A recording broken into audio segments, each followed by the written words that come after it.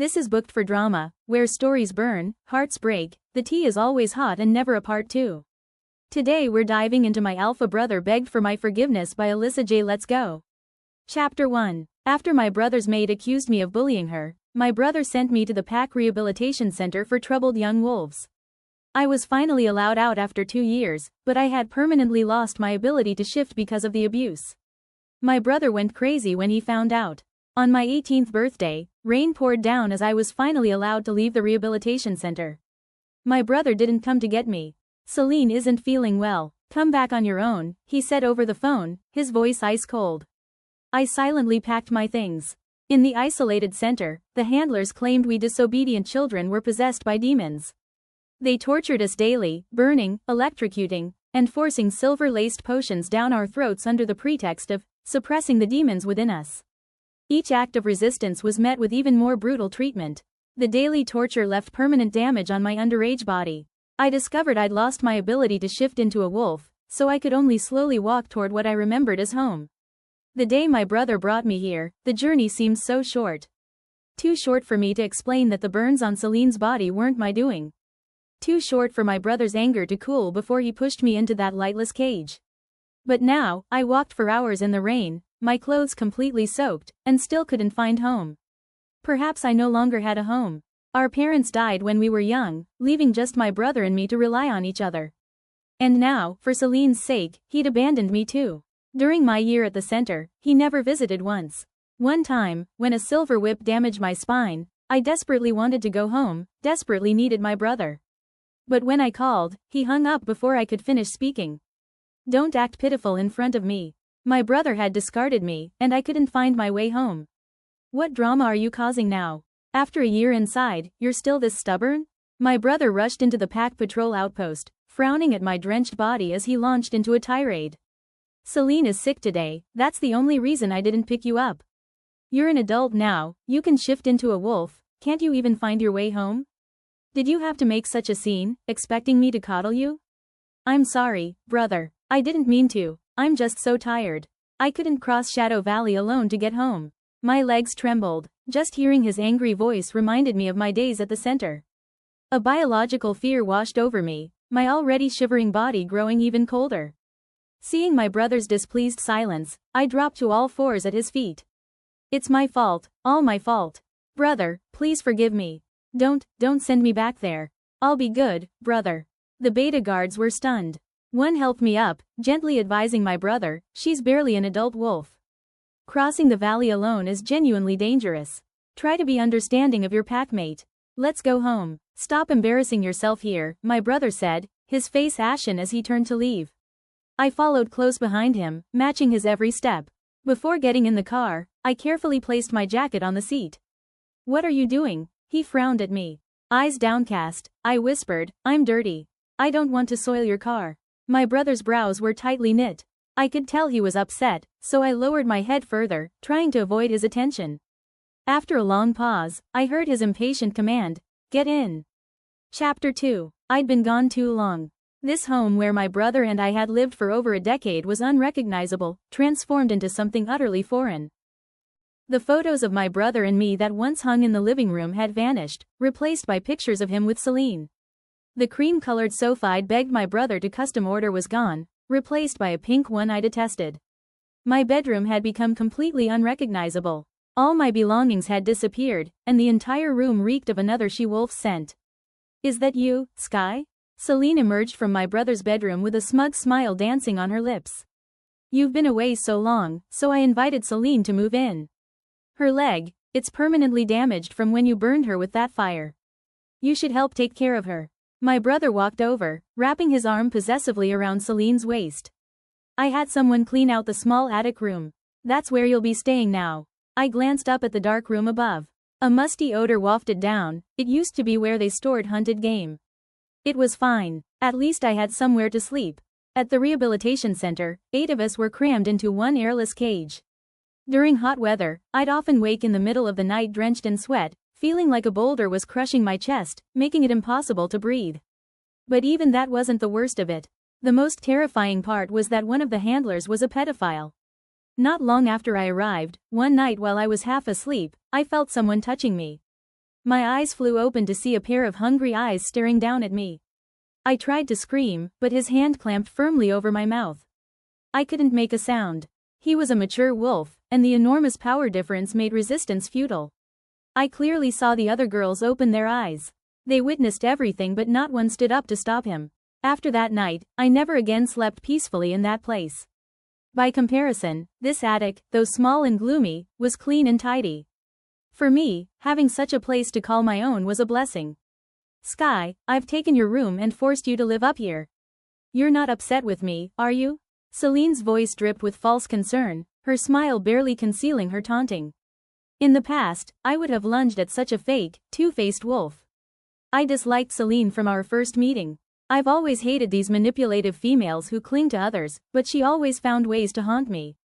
At our middle school graduation party, she maneuvered to get me alone, then deliberately burned her own legs with fire. When everyone rushed over, they witnessed the aftermath. Through her tearful accusations, they all branded me as the cruel girl who bullied her packmate.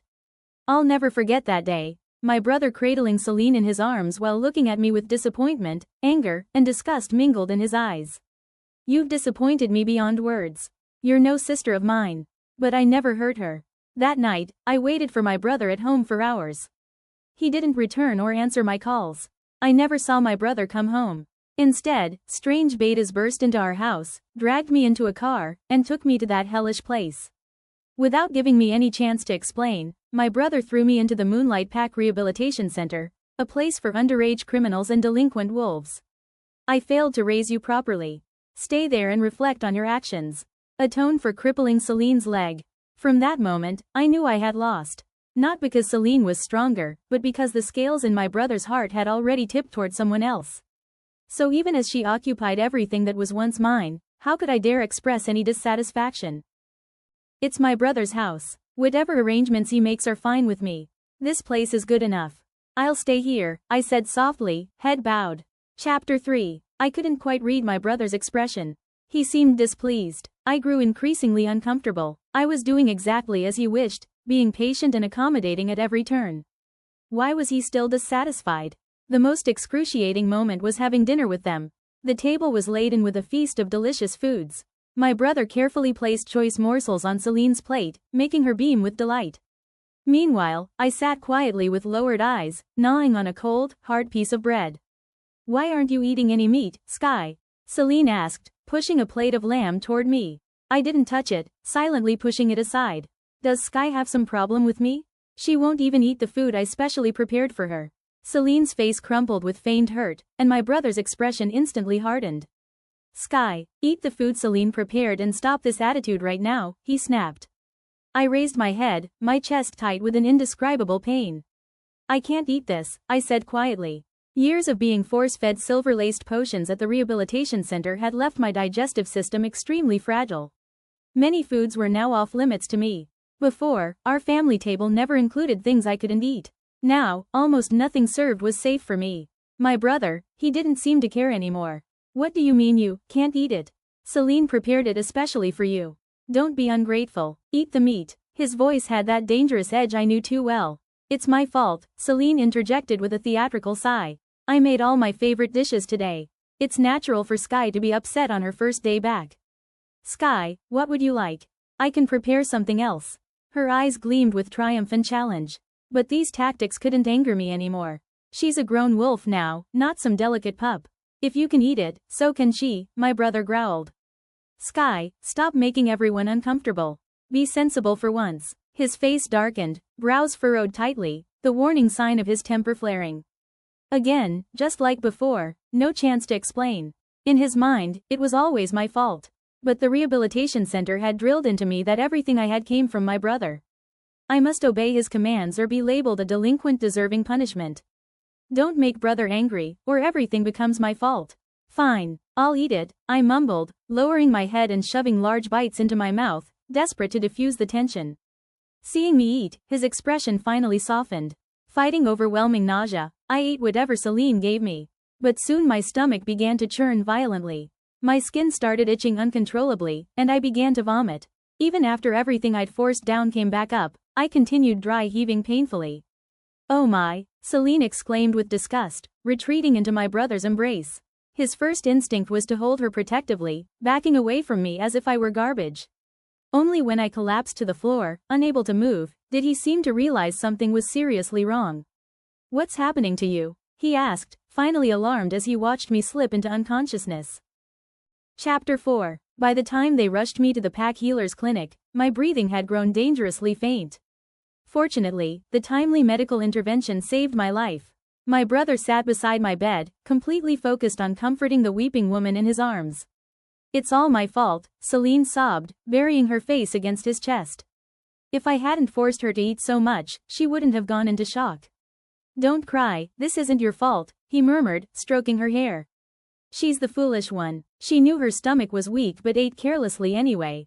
Huh, so it was my fault after all. You're awake, Sky." Seline wiped her tears, turning to me with exaggerated surprise. Her face lit up with fake concern as she approached my bed. My brother spoke before she could reach me. "Why didn't you tell us you weren't feeling well? Why did you insist on eating when you knew you shouldn't?" "I did say I couldn't eat it," I whispered. "But when I refused, you got angry." My answer seemed to infuriate him even more. "Are you doing this deliberately?" His eyes narrowed to slits. "Do you think playing the victim will make me feel guilty? Is this your way of getting revenge on me?"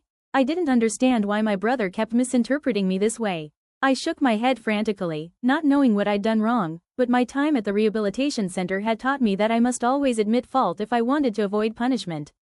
"It's my fault, brother," I said, voice trembling. "But I didn't mean to. Please, please don't be angry." My brother stared at me, inhaling sharply.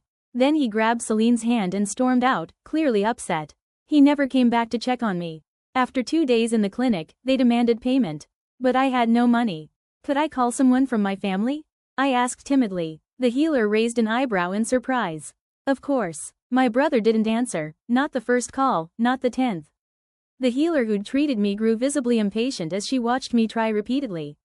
"Your medical bills?" she finally prompted. "I'll pay them," I promised, though I couldn't meet her gaze. My face burned with embarrassment. Another day passed. I still couldn't reach my brother, and the clinic staff came to press for payment again. "You're not trying to avoid paying by staying here indefinitely, are you?" the head healer asked sharply. "You seem to be of age," another added. "If you really can't contact your family, should we call the Werewolf Council for you?" I didn't know how to explain my situation. "I could leave this as collateral," I offered. "I'll go home, get money, and come back to pay." The healing crystal necklace around my neck was something my mother had placed there on her deathbed. During those unbearable nights at the rehabilitation center, this necklace had been my only emotional anchor. It was also the only valuable thing I owned now. The healer reluctantly accepted my necklace, allowing me to leave. "Is it this direction?" For some reason, my memory had become unreliable. I kept losing my way. After getting directions from the pack patrol, stumbling along because I couldn't shift into wolf form, it took me a full day and night to find my way home. Outside the door, I shivered in the cold wind, but my key wouldn't open our front door. I couldn't get in. Through the window, I heard them laughing inside. "Do you like your gift?" My brother's voice was tender. "This ring is beautiful," Seline gushed. "It's a top-grade healing crystal. Those are so rare. I saw it at the auction house and knew you'd love it," he replied. "I'd pay any price to make you happy." The way my brother looked at her, so gentle, so loving. Seline nestled in his arms, her smile radiating joy. For a moment, I felt disoriented. Every birthday in the past, my brother would prepare my gift weeks in advance, putting his heart into the selection. Back then, he'd look at me with that same gentle expression. After knocking loudly for what seemed like forever, my brother finally opened the door. "You?" He seemed startled. "Why did you come back without calling first?" Chapter 5. The hospital was asking for payment, and I couldn't reach you. "What?" My brother frowned, but before he could finish, Seline approached us. "Sky, come inside," she said warmly. "Are you feeling better? You need money for the hospital bill, right? I'll transfer it to you." "I'll handle it," my brother interrupted, immediately sending me $10,000. "Is that enough?" he asked curtly. I nodded and turned to leave, intending to reclaim my necklace. "Where are you going now?" he demanded. "The healing crystal necklace Mom left me. I had to leave it at the clinic as collateral." I had only taken a few steps when Seline caught my arm. "It looks like rain," she said with false concern. "You just got out of the hospital. Don't run around. Let the driver get it for you." I wanted to refuse, but my brother was watching me intently. I knew that the moment I rejected Celine's suggestion, he would get angry. But the driver returned much later without my necklace. The healer claimed it had disappeared. How could it be gone? How? It was just one day. I said I'd come back with the money. I promised. My voice cracked with desperation. Well, the healer shrugged, the clinic sees so many people every day. We can't keep track of everything. Look, we'll waive your medical fees if that helps. I grabbed the healer's arm, begging and demanding answers. Enough. Stop embarrassing yourself. My brother yanked me away. Mom's necklace. You carelessly handed it over to strangers. Now it's gone. Whose fault is that? He apologized to the healer and dragged me out. I'll have someone look for it, he muttered. Don't go making a spectacle of yourself. Screaming in a public place. What's wrong with you? His harsh words left me speechless. I locked myself in the basement, unable to sleep through the night. I couldn't understand why losing the necklace filled me with such terror and panic. Perhaps because it was one of the few things in my life that still belonged to me, and yet I couldn't hold on to even that. That night, I dreamed of my mother. She touched my face, smiling with such tenderness, her eyes full of concern. My darling, why have you grown so thin? Hasn't your brother been taking care of you? Fighting back tears, I threw myself into her arms and wept. Who's been bullying my daughter? I'll teach them a lesson. Is it your brother? No, Mom, brother is good to me. I couldn't stop my tears. Mom, I miss you so much. I'm so tired. I lost the necklace you gave me. I'm useless. I shut myself in my room for an entire day, not wanting to see anyone. My brother never came to check on me, but Seline did. When I saw her, I tried to close the door, but she tilted her head to display my lost healing crystal necklace hanging from her neck. How did you get that? I gasped. Taking advantage of my shock, she pushed her way into my room. Chapter 6. Give me back my necklace. I lunged forward, desperation in my voice. Why should I return it? Seline stepped back, fingering the crystal pendant with smug satisfaction. Your brother gave it to me. He said you don't deserve to wear it, only I do. She dodged my reaching hands, flaunting her prize. That was from my mother. Give it back, I shouted. I could let go of anything else, but not this, never this. I tried to grab it, but she kept backing away. When I finally pounced, she sidestepped at the last moment. Watching me sprawl helplessly on the floor, she laughed with cruel delight. Look at yourself, she taunted. Where's that fierce wolf you used to be? You're more like a whimpering dog now. As I struggled to stand, she kicked me hard in the back. When I tried to rise again, she stomped on my hand. Look at you, living like this. What's the difference between this and being dead? Seline twisted the knife deeper. Sky, your brother doesn't want you anymore. You're the only unwelcome one in this house. She walked to the window, dangling my necklace over the edge, slowly loosening her grip. You want this necklace? Ha, I won't give it to you. No. I grabbed her leg and pushed with all my strength, lunging toward the necklace like a feral creature. Seline, you've already taken my brother. You've taken this home, why won't you leave me alone? I don't know how it happened. When I came to my senses, Seline was on the floor clutching her stomach in agony. There was a gash on her arm and a silver dagger with blood nearby. Seline. My brother stood in the doorway, his face contorted with shock and rage as he shouted her name. My stomach hurts, she whimpered, looking at me with tear-filled eyes. The silver hurt my wolf. Sky, why would you do this to me? She sobbed. My brother's slap came with his full strength. I fell to the floor, my head ringing. Sky, you're beyond cruel. All that time to reflect, and you haven't changed at all. I never want to see you again, he roared. He scooped Seline into his arms and rushed out. As they left, I caught Celine's vengeful glare. Her lips silently formed the words, "You're dead now." This scene overlapped perfectly with the graduation party memory. An indescribable terror rose from deep within me. I was going to be sent back to that lightless place. My brother didn't want me anymore. No, I couldn't go back there. Get away from me, he snarled. She's pregnant, do you understand? You could have killed them both. I should have left you in that rehabilitation center forever. Sky, how did I end up with such a wicked sister?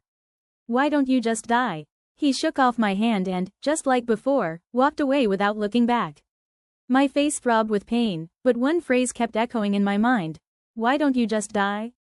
That sentence merged with the endless days and nights at the rehabilitation center when death seemed preferable to living. Brother, you don't know that I've thought about dying for so long. I rolled up my sleeve, revealing a maze of scars. evidence of the abuse I'd suffered at the center.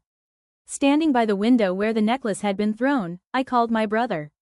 Brother, if I died, would you believe me then? I didn't hurt her. She took the necklace Mom left for me. Then go ahead and die, came his furious voice from the other end. I dropped the phone, accepting my fate with a resigned smile. Then I picked up the silver dagger from the floor and aimed it at my heart. The hospital was asking for payment, and I couldn't reach you. What? My brother frowned, but before he could finish, Seline approached us. Sky, come inside, she said warmly. Are you feeling better? You need money for the hospital bill, right? I'll transfer it to you. I'll handle it, my brother interrupted, immediately sending me $10,000. Is that enough? He asked curtly. I nodded and turned to leave, intending to reclaim my necklace. Where are you going now? He demanded. The healing crystal necklace Mom left me, I had to leave it at the clinic as collateral. I had only taken a few steps when Seline caught my arm. It looks like rain, she said with false concern. You just got out of the hospital. Don't run around. Let the driver get it for you. I wanted to refuse, but my brother was watching me intently. I knew that the moment I rejected Celine's suggestion, he would get angry. But the driver returned much later without my necklace. The healer claimed it had disappeared. How could it be gone? How? It was just one day. I said I'd come back with the money. I promised. My voice cracked with desperation. Well, the healer shrugged, the clinic sees so many people every day. We can't keep track of everything. Look, we'll waive your medical fees if that helps. I grabbed the healer's arm, begging and demanding answers. Enough. Stop embarrassing yourself. My brother yanked me away. Mom's necklace. You carelessly handed it over to strangers. Now it's gone. Whose fault is that? He apologized to the healer and dragged me out. I'll have someone look for it, he muttered.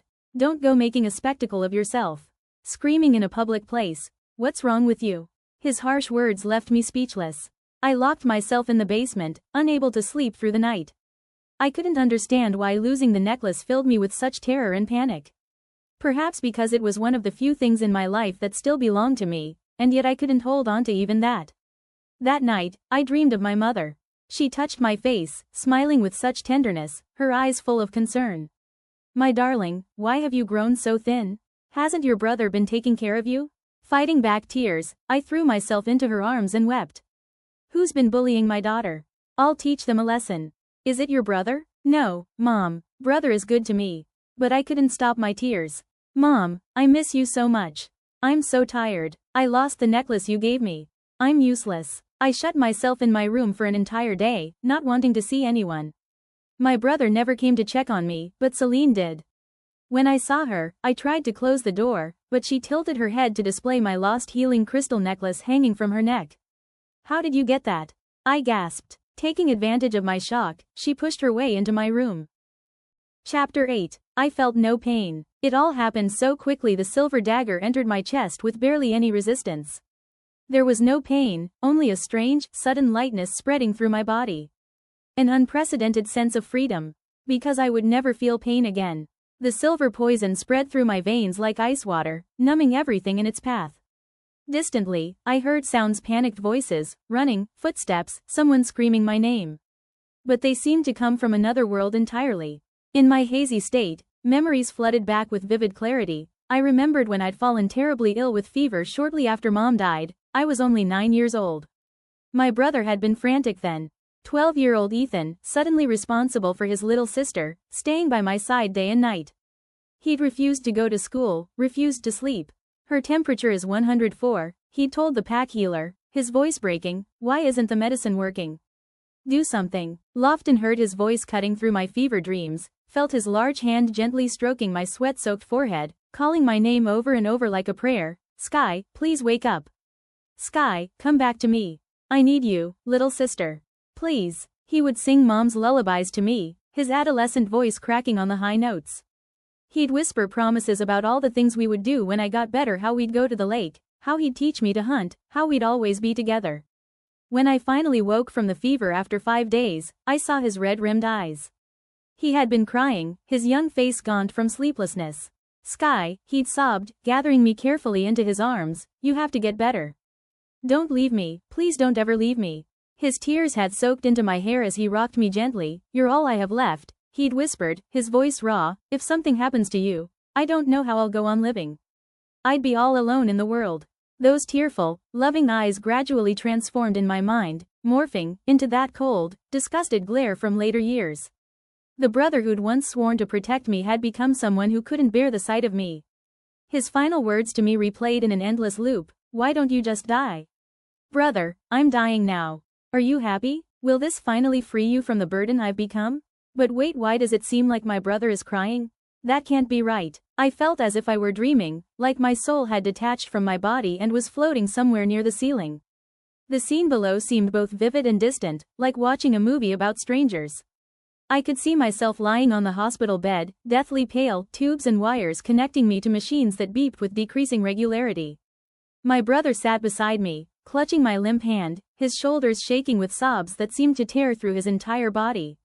"The patient's condition is extremely critical," the pack healer was saying, her face grim as she checked my vitals. "The silver has reached her heart. We're doing everything we can to save her, but her survival now depends entirely on her will to live. I must warn you, even if she survives, there's a high probability of brain death." My brother's expression was blank with shock, as though he couldn't comprehend her words. "There's nothing more you can do? How is this possible?" His voice cracked. "She just turned 18. She's still a pup. How could she die?" He pounded his fist against the wall, leaving a dent in the plaster. "She's strong. She's a fighter. There must be anything you can do." The healer's face softened with sympathy. "I understand your distress, Alpha. But you need to understand her condition. Although the silver dagger didn't penetrate deeply, the patient has suffered years of permanent damage from the rehabilitation center. The silver they administered has accumulated in her system. She's lost her wolf completely, which means she has no self-healing abilities whatsoever. She's a vulnerable Omega now, perhaps the most vulnerable I've ever seen. This level of injury is enough to kill her. We've done everything medically possible." "No, that's impossible," my brother shouted, his voice breaking, as tears streamed down his face. "This is my fault. It's all my fault. I did this to her." He collapsed into the chair beside my bed, burying his face in his hands. "Sky, I'm sorry. I'm so sorry. Please don't leave me. Not like this." The door opened, and Seline slipped into the room, her face a perfect mask of concern. She placed her hand on my brother's trembling shoulder. "Ethan, don't be sad," she said, her voice honey-sweet as she took his hand and placed it on her stomach. "This was her choice, not your fault. You still have me and the baby. We'll be your family now." My brother looked at her as if seeing her for the first time, his grief momentarily interrupted by confusion. He pulled his hand away from her stomach. "Wasn't your stomach hurting? Why did you come here when you should be resting?" Something flickered in Celine's eyes, a brief flash of calculation before her expression softened again. "I heard what happened to her, and I was worried about you." She lowered her voice to a sympathetic whisper. "Sky is so thoughtless. You only scolded her a little, and she went and did something this drastic. She's always been unstable, Ethan. You've done everything you could." Celine's words seemed to hang in the air between them. She tried to continue stirring up more trouble, but my brother's expression suddenly hardened. "Ethan, you're not angry with me, are you?" Celine's voice took on a defensive edge. "I was just trying to comfort her earlier. She accused me of taking her necklace and attacked me. I had no idea she would try to kill herself. How could I have known?" "You really didn't take the necklace?" he asked quietly, his voice dangerously low. "Are you absolutely certain about that, Seline?" The monitor tracking my heartbeat skipped and slowed. "Of course not." Celine's hand flew to her chest in feigned indignation. "Don't you believe me? After everything we've been through together?" My brother stared at her, his thoughts unreadable. "Go home and rest," he said, his voice suddenly mechanical. "Think of the baby." Seline hesitated, clearly unsatisfied with his response, but something in his expression made her decide against pushing further. She nodded and left the room, throwing one last glance at my unconscious form.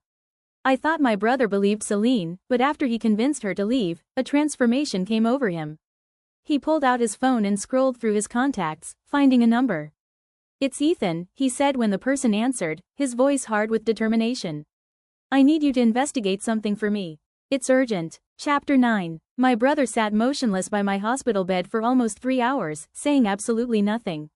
He just stared at my pale face, at the machines keeping me alive, his eyes hollow with something deeper than exhaustion. A nurse came in to change my IV. "Alpha Ethan, you should get some rest. We'll call if there's any change." He didn't even acknowledge her presence. His fingers remained curled around my limp hand, his thumb absently tracing the scars on my wrist, scars I'd hidden from him since returning home. It seemed as though the shock of my situation affected him only briefly before he slipped into this vacant state. When he finally stood, his movements were mechanical, devoid of his usual confident grace. "If she wakes up," he told the nurse in a voice I barely recognized, "call me immediately. Even if it's the middle of the night." "Of course, Alpha," she replied with a sympathetic nod. He drove home in silence, the radio off, the only sound the rhythmic swish of windshield wipers fighting against the rain. Upon arriving, he didn't go to his bedroom or even to the kitchen despite not having eaten all day. Instead, he climbed the narrow stairs to my tiny attic space and stood in the doorway, surveying the Spartan room I'd been given.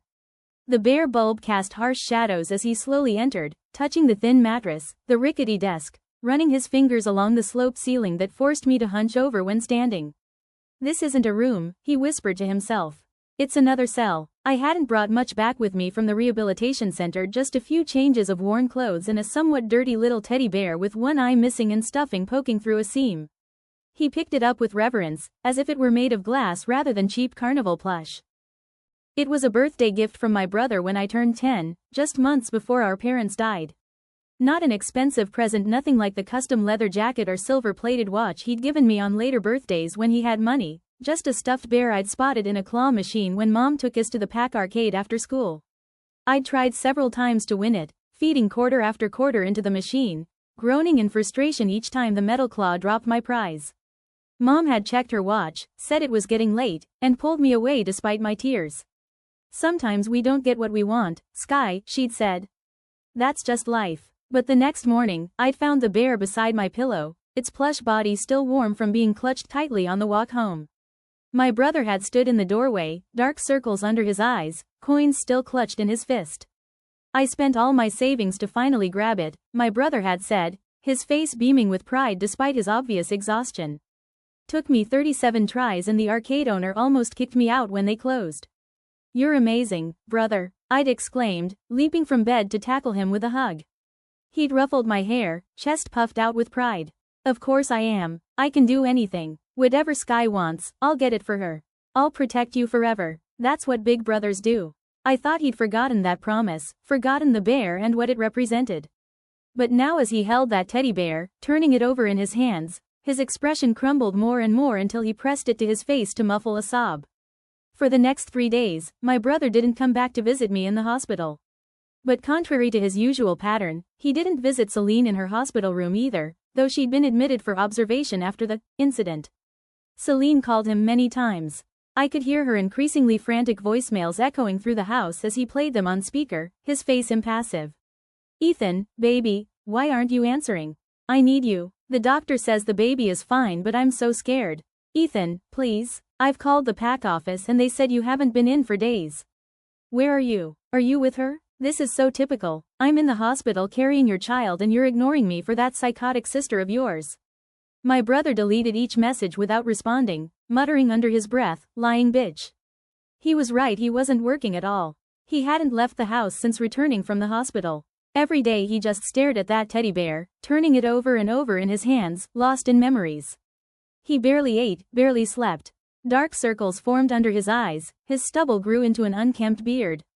On the second day, he dug into the storage closet and pulled out a dusty box labeled, "Family." Inside were old photographs, carefully preserved. Pictures of our family of 4, Mom with her bright smile, Dad with his strong hands on our shoulders. Pictures of me growing up, my first tooth loss, my first shift at age 5, earlier than most pups, the fishing trip where I'd caught a trout bigger than Dad's. All the photos we'd taken together throughout the years were there, carefully sorted into albums. The last album ended abruptly with my middle school graduation, before Seline had entered our lives. That afternoon, while he was sorting through these memories, my brother received a phone call from the investigator he'd hired. He put it on speaker as he continued examining the photos. "Alpha Ethan, we've made progress," the investigator reported. "We found the person who took the necklace from the clinic. A beta named Marcus from the Eastern Ridge Pack.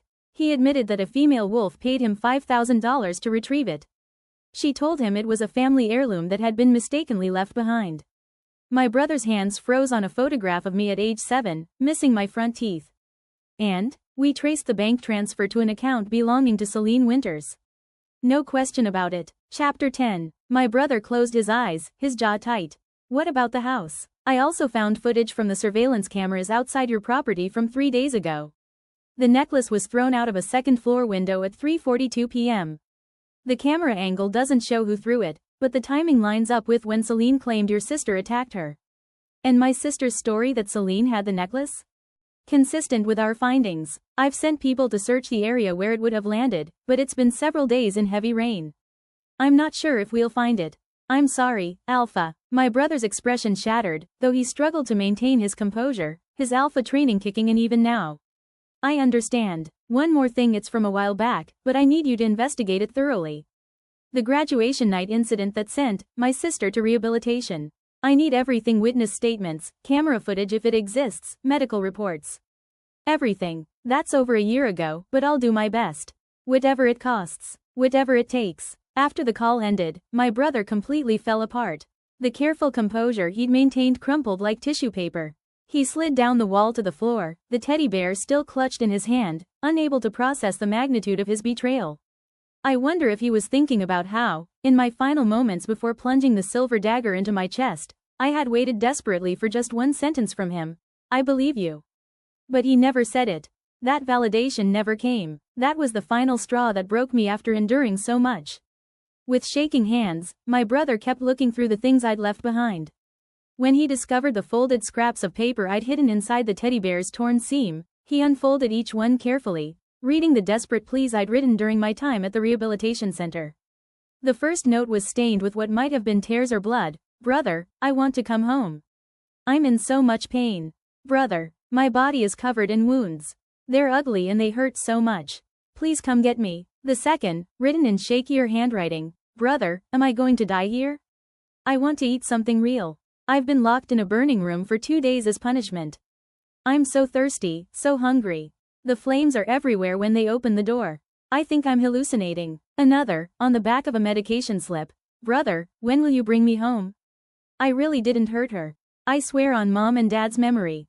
Please believe me." The notes grew more desperate: "Brother, where are you? Why don't you love me anymore?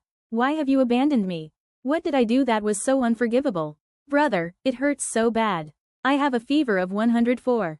The handler forced me to drink silver-laced medicine, saying it will calm my wolf. I'm in agony. I think I might be dying. Brother, they whip me with silver whips when I disobey. It hurts so much. I promise I'll never disobey again. I'll be perfect. Just please come get me.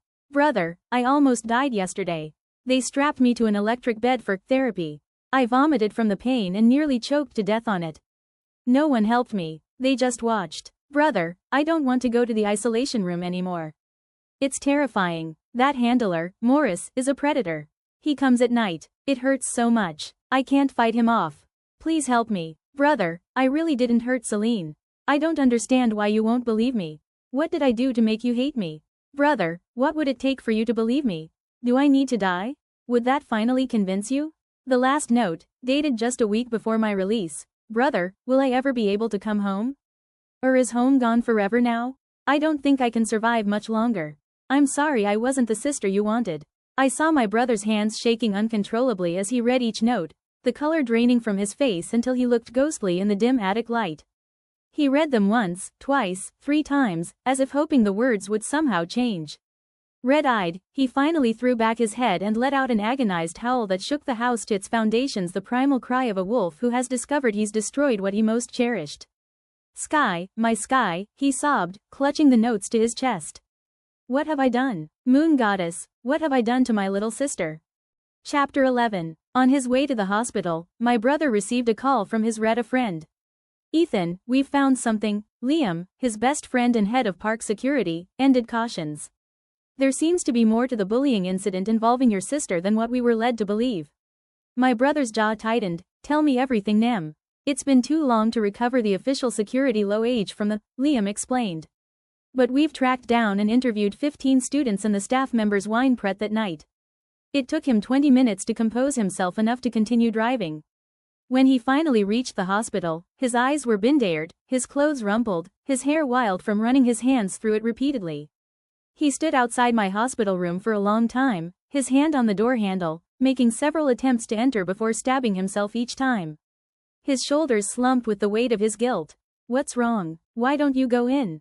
Selene's voice came from behind him, her tone sickeningly sweet with intense concern. She approached my brother, reaching out to support him as he leaned heavily against the wall. I rushed over as soon as they told you were here, she lied, placing her hand on his arm. Is there any change in her condition? My brother stared at her hand on his arm as if it were a venomous snake. I want to see Shy, but I can't face her. I'm not a good brother. His voice broke. I deserve to die. I'm not human. Selene's expression shifted subtly, a calculation running behind her eyes before she adopted a sympathetic pout. What are you saying, Ethan? Sky tried to kill herself. That's not your fault. She lowered her voice. We both know she's been unstable since she came back. This was going to happen sooner or later. Shut up. On his way to the hospital, my brother received a call from his beta friend. Ethan, we've found something. Liam, his beta friend and head of pack security, sounded cautious. There seems to be more to the bullying incident involving your sister than what we were led to believe. My brother's jaw tightened. Tell me everything. Now. It's been too long to recover the official security footage from the school, Liam explained. But we've tracked down and interviewed 15 students and 3 staff members who were present that night. The dashboard clock showed 3:17 a.m. My brother hadn't slept in over 30 hours. According to 13 separate witnesses, although your sister didn't get along with Seline, she never bullied her. Not once. Most people spoke well of Sky, saying she wasn't the type to do something like that. Several mentioned that it was actually Seline who constantly followed Sky around, trying to get her attention. My brother's hands trembled on the wheel. And the fire? That's where it gets interesting, Liam continued. By sheer coincidence, a student in the next building was filming a graduation video for his social media. He captured the incident through a window. It's somewhat blurry and at a distance, but you can clearly see that Sky never touched Seline. When Sky left the room, Seline took a lighter from her purse and deliberately set fire to her own dress, focusing on her legs. Then she started screaming, "Send me the video. Now." My brother's voice had become dangerously quiet. Already did. Check your email. There's more. My brother didn't let him continue. He hung up abruptly, pulled the car over to the shoulder with a violent swerve, and slammed on the brakes so hard the seatbelt cut into his chest. With shaking hands, he opened the video on his phone. I couldn't see it from my perspective, but I could hear Selene's shrill screams in the recording. Help. Sky burned me. Someone help. After watching it, my brother dropped the phone into his lap. For several heartbeats, he sat perfectly still, not even breathing.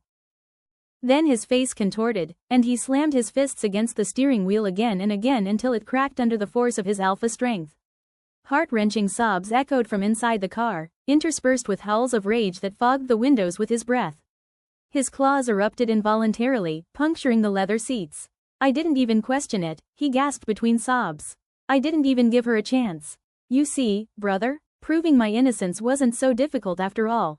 You just never gave me the chance to prove it, never cared enough to investigate. One phone call could have saved me from a year of torture. It took him 20 minutes to compose himself enough to continue driving. When he finally reached the hospital, his eyes were bloodshot, his clothes rumpled, his hair wild from running his hands through it repeatedly. He stood outside my hospital room for a long time, his hand on the door handle, making several attempts to enter before stopping himself each time. His shoulders slumped with the weight of his guilt. What's wrong? Why don't you go in? Selene's voice came from behind him, her tone sickeningly sweet with false concern. She approached my brother, reaching out to support him as he leaned heavily against the wall. I rushed over as soon as they told me you were here, she lied, placing her hand on his arm. Is there any change in her condition? My brother stared at her hand on his arm as if it were a venomous snake. I want to see Sky, but I can't face her. I'm not a good brother. His voice broke. I deserve to die. I'm not human. Selene's expression shifted subtly, a calculation running behind her eyes before she adopted a sympathetic pout. What are you saying, Ethan? Sky tried to kill herself. That's not your fault. She lowered her voice. We both know she's been unstable since she came back. This was going to happen sooner or later. Shut up. The sound of the slap echoed down the sterile hospital corridor. My brother's hand left an angry red mark across Selene's face, the force of the blow sending her staggering back. The woman he once treasured, who he'd chosen over his own sister, now received nothing but cold contempt from his eyes. Where once there had been adoration, now there was only disgust. You hit me? Seline held her cheek, her expression stunned with disbelief. For once, the shock in her eyes was genuine. How dare you? I'm carrying your child. Two nurses down the hall stopped and stared, but neither intervened, sensing the dangerous energy radiating from the alpha wolf. I forbid you to slander my sister anymore. My brother's voice dropped to a threatening growl. Look what's happened to her. Isn't it enough? You bitch. What are you talking about? Seline began to cry, putting on an injured air as she cradled her belly protectively. When did I ever slander her? I didn't make her attempt suicide. Her voice rose with calculated hysteria. She's mentally unstable. She's gone crazy after that rehabilitation place. Everyone can see it but you. Arg. Before Seline could finish her next sentence, my brother lunged forward with supernatural speed. He grabbed her by the throat and slammed her against the wall hard enough to crack the plaster.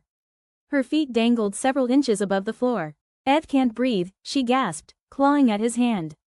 His eyes had shifted partially, the irises glowing alpha red with such cold murderous intent that even Seline stopped struggling for a moment. She'd never seen this side of him before, the true predator beneath the civilized exterior. Don't say another word against Sky, you venomous woman. Each word was punctuated with a tightening of his grip.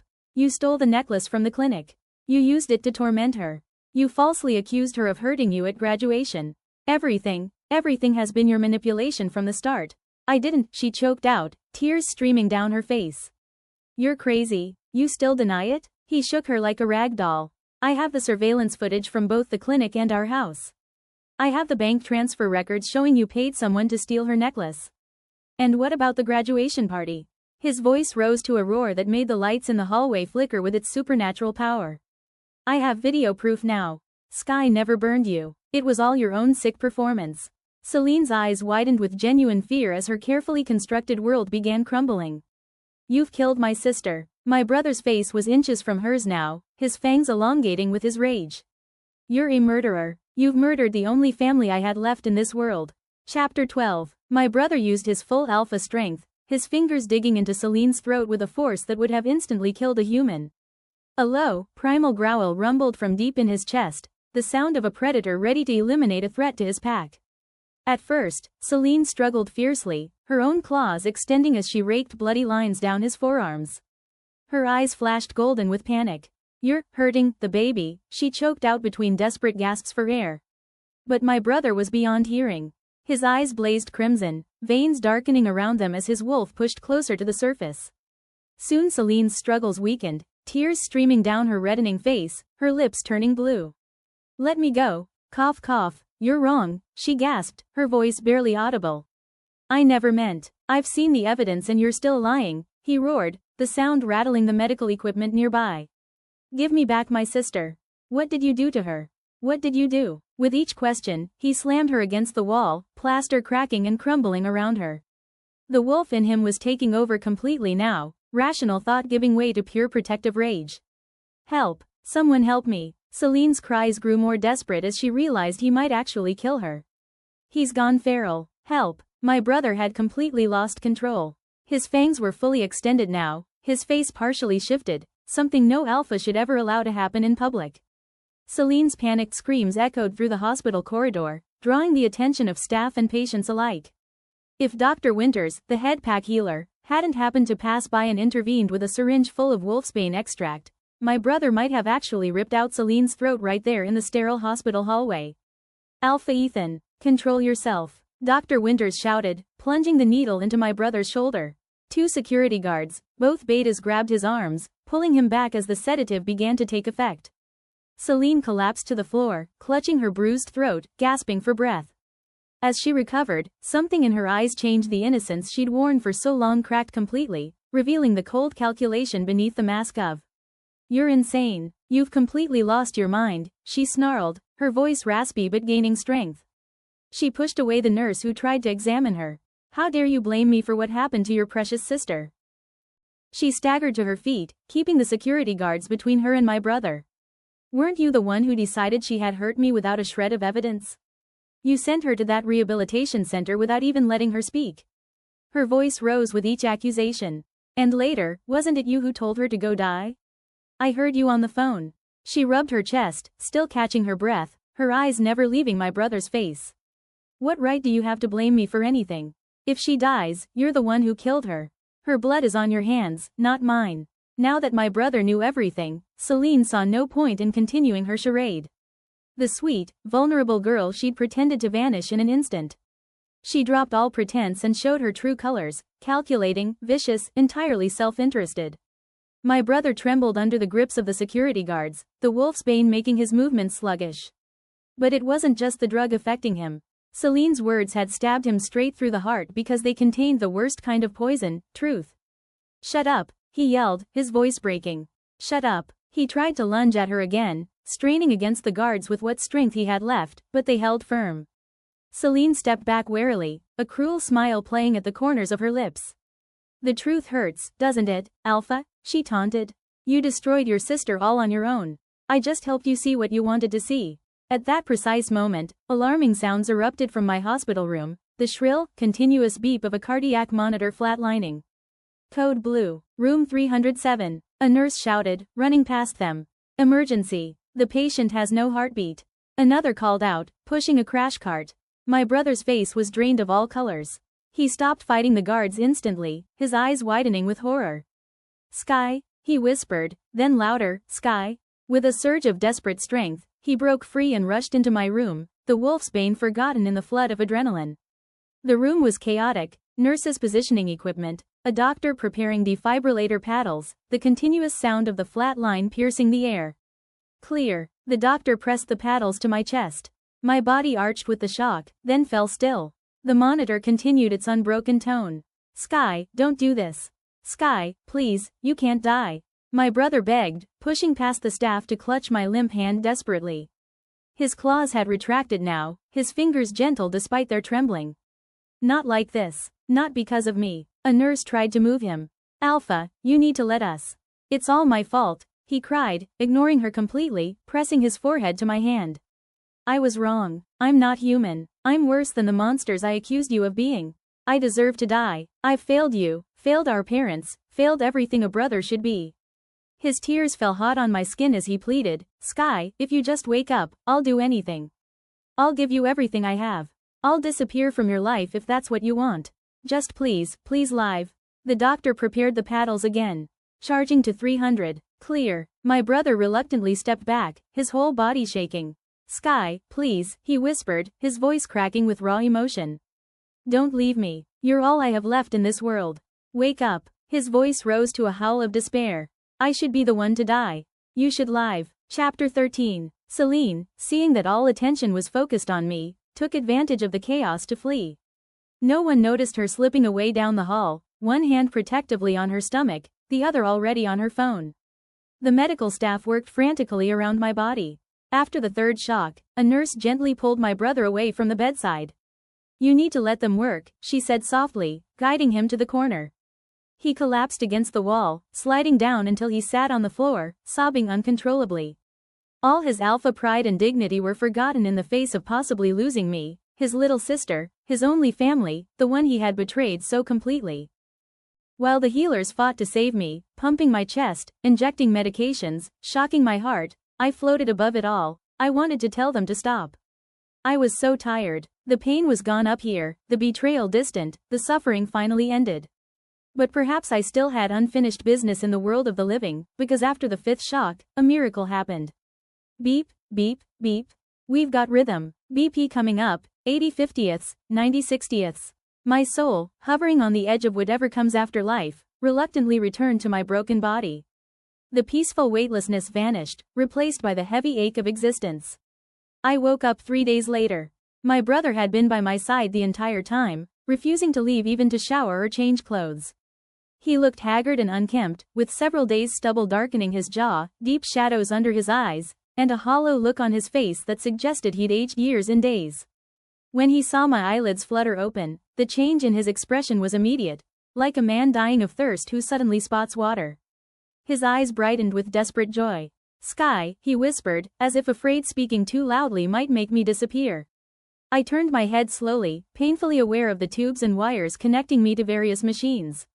When I saw his hand reaching for mine, I pulled my fingers away from his grasp and turned my face toward the window, avoiding his gaze entirely. The pain that crossed his face was like watching something shatter. His shoulders slumped, his scent changing from joy to grief in an instant. Sky, his voice cracked. It's all my fault. Everything that happened to you. He reached for something on the bedside table. Look, I found your necklace. The Beta Patrol found it in the bushes outside our house. Let me put it on for you, okay? It's the one Mom gave you. I shook my head weakly. I don't deserve to wear it. I don't want it anymore. My brother's face crumbled, his trembling hands clenched so tightly that his knuckles turned white. Sky, don't say that, he pleaded. I'm the one who's unworthy. You did nothing wrong, nothing. I was blind, stupidly trusting someone I shouldn't have. I failed you in every possible way. It's all my fault. He knelt beside the bed, bringing himself to my eye level, though I still wouldn't look at him. I'm sorry, Sky, I'm so sorry. His voice broke on each word. I don't expect forgiveness. I don't deserve it. I lowered my head, saying nothing. The silence between us stretched painfully. I couldn't bring myself to say I forgave him. The words wouldn't come, lodged somewhere beneath the mountain of pain and betrayal that filled my chest. He seemed to understand, nodding slightly though his scent revealed his heartbreak. I know I made terrible mistakes, unforgivable mistakes. You suffered so much because of me. He swallowed hard. It's okay if you can't forgive me. I understand. I just want to take care of you now, to make amends however I can. I want you to get better, Sky. My brother, once the proud, confident alpha, became incredibly humble. He moved around me carefully, watching my reactions for any sign of discomfort, adjusting to my every need. But I felt no joy at the change. It was too late, the damage too deep. Day and night, he stayed by my hospital bed, attending to my every need before I could even express it. He learned my medication schedule better than the nurses, anticipated when I'd be in pain, knew exactly how to position my pillows. He seemed to remember all my preferences, childhood memories, and the promises he'd made to me, things I had been slowly forgetting through the haze of trauma and silver poisoning. Remember when you were 6 and caught that enormous trout? He asked one afternoon, trying to fill the silence between us. Dad was so jealous he pretended to be upset you'd used his special lure. Sometimes, seeing my lack of response, his eyes would well up with tears that he'd quickly blink away. 2 weeks later, when I was finally released, we returned home. All traces of Seline's presence had been completely erased, her clothes, her photographs, her scent covered by fresh paint and new furniture. Even the pink sofa was gone. The house looked like it had in my memories from before Seline, before the rehabilitation center, before our family fractured beyond repair. I automatically started walking toward the attic stairs, but my brother gently stopped me with a hand on my arm. This is your room, Sky, he said, opening the door to my old bedroom, exactly as it had been years ago, my books, my posters, even my childhood stuffed animals arranged on the bed. I'll never let you be mistreated again, I swear it. I clutched my small hospital bag and shook my head. It doesn't matter where I stay. Once I recover, I'll get a job and move out. My brother's expression changed to one of panic. Why would you move out? This is your home. It always has been. I shook my head again, finding the courage to finally look into his eyes. No, it's your home. I want a place where I won't be thrown out at any moment. I don't want to be sent back to that place ever again. The pain in his eyes was bottomless. Sky, my brother's eyes reddened with unshed tears. Without hesitation, he knelt before me on the hallway floor, his head bowed. Sky, nothing like that will ever happen again. I promise on our parents' graves. On my life. On everything I am. Chapter 14. To reassure me, my brother took me to the Werewolf Council to legally transfer the house into my name, along with all his assets. He looked at the scars on my body and recreated each one on himself. Even as he bled, his face pale, he smiled through the pain. I'm atoning, Sky. If I suffer every pain you do, might you hate me a little less? When he drank the silver-laced potion, he vomited for hours. After he finished retching, he slapped himself hard across the face. It hurts so much. How did my Sky endure this? I'm a monster. Seline came by to make trouble once more. I'm carrying your child. Fine, you won't mark me because of your sister's manipulation. But this baby you need to pay child support. How dare you take back the house I was living in and cancel all my cards? Someone as cruel as you could never be my mate, my brother snarled. I haven't even settled the score for what you did to my sister, and you dare demand money from me? My brother's face darkened at the sight of her. He pushed her toward the door. Get out. My sister doesn't want to see you. And don't expect to get a penny from me. Ha, playing the devoted brother now? Seline sneered. You destroyed her. She'll never forgive you. You can never go back to how things were. She turned to me with a cold smile. Sky, do you know? When you were sent to the rehabilitation center, I urged him to visit you. But he said even if you died there, you deserved it. Enough. Like a madman, my brother kicked Seline to the ground and wrapped his hands around her throat. His eyes blazed with murderous rage. Perhaps he wasn't just trying to destroy Seline, but also the version of himself that had hurt his sister. Seline struggled in agony as bright red blood began to flow from between her legs. She miscarried. Afterward, she fought back like a feral creature. But my brother watched coldly as she was dragged into a car. Every suffering my sister endured, you'll experience too. As my body gradually recovered, I returned to school, picking up the college life that had been interrupted. I made new friends and started a new life, slowly healing myself. But I didn't go home. That place still made me uncomfortable. My brother sent me large sums of money every month. He said he was giving me everything he earned. During holidays, he would cautiously ask if I was coming home. In the winter of my junior year, I received a phone call. My brother was critically ill. When I saw him in the hospital bed, he was just skin and bones. Seeing me, he managed a weak smile. "My Sky, you've grown more beautiful.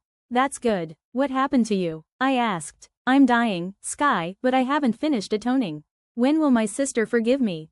He reached for my hand and gently grasped it.